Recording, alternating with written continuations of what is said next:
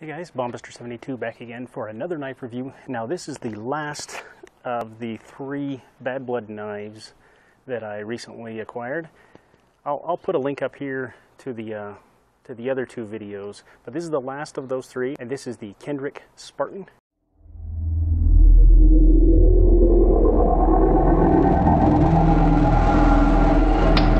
So let's take a look at this thing and let me tell you a little bit about it. So overall length is 10 inches. And the blade is 4 3/4 inches.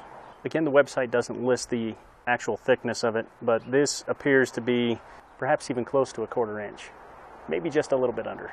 It is made out of 8 CR14 stainless steel, and the handle again is G10 that is pinned on with mosaic pins.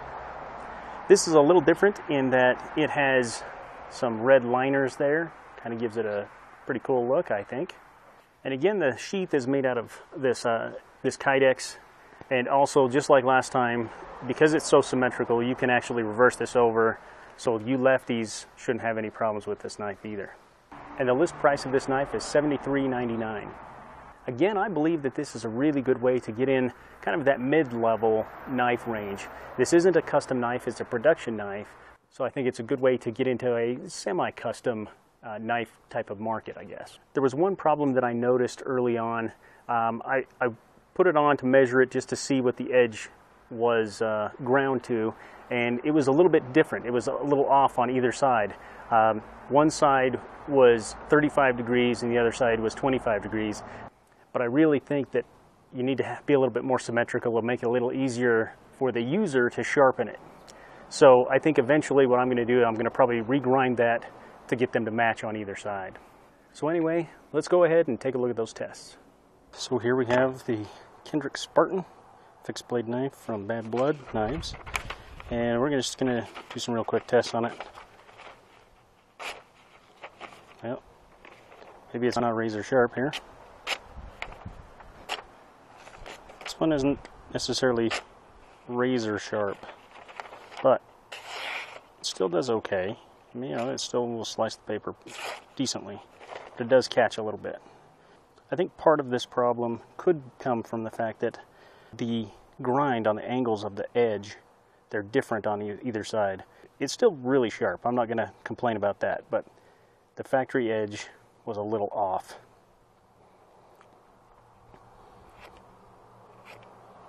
So here we got it. You can see it cuts leather without really any problems here. But we're going to try it out on a few other things and just to see how it does. We're going to actually try it out on this piece. Probably not going to cut all the way through it. This is wet. It again has been raining a lot. I don't know if you can see it. I mean, this is really wet, dense wood.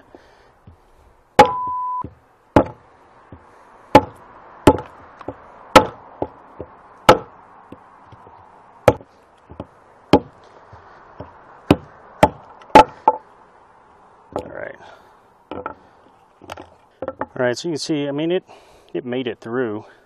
It actually did pretty decently. This isn't necessarily a chopping knife, but it's a good utility knife as far as like a hunting, camping, fishing, hiking type survival knife. Because of this false edge on the top, I don't think it would be very good at batoning, just because you need a more flat surface to really baton well. But it is a very wide, thick blade, so it would split, I guess. So let's see how well it retained the edge that it had. You can see, I mean, like I said, this knife didn't necessarily come razor sharp, but it's got a decent edge. I think because it holds its edge so well, I think if I sharpened it up, evened out those angles on both sides, I think it would work a lot better.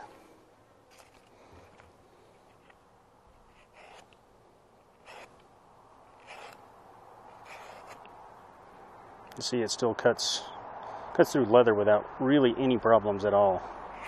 So now let's see how it handles some of this stuff here.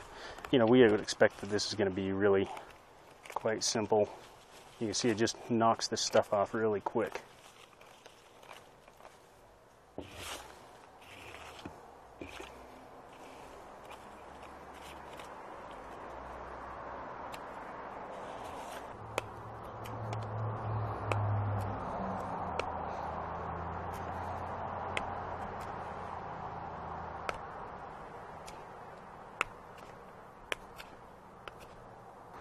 And this is green, so this isn't necessarily the greatest thing in the world to do to a blade, but that's okay.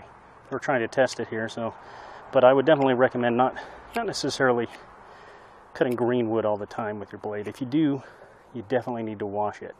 And you need to wash it well, not just, you know, rinse it off. You need to actually wash everything off. Make sure you dry it really well. Oil it, because you really need to take care of your blades.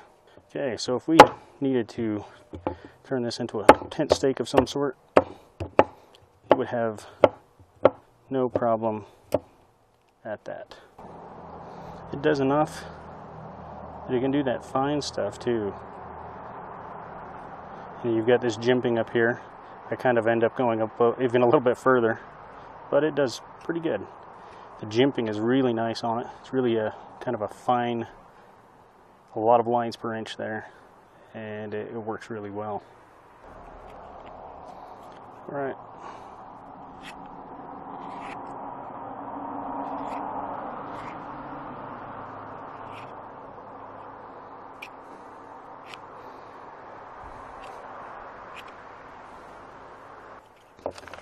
See if this will. It does still slice paper okay. So here we have it, guys. This is the Bad Blood Knives Kendrick Spartan. So some things that I didn't like about it. Again, I didn't like that edge being ground differently on either side, but it's still pretty sharp from the factory. I think that might be part of the reason why it wasn't as sharp as it could be. It still is really sharp. It still holds its edge really well, and those are some things that I do like. I also really like the G10. Again, I'm a big fan of G10. I really like just the way it feels, the way it handles, the weight of it, and that sort of thing. I also think the sheath, it's really well made. It's you know, it's very simple, but at the same time it works, it's effective, and it's really well done. And finally, the price. You know, really for what you're getting here, for this is a lot of knife for $73.99.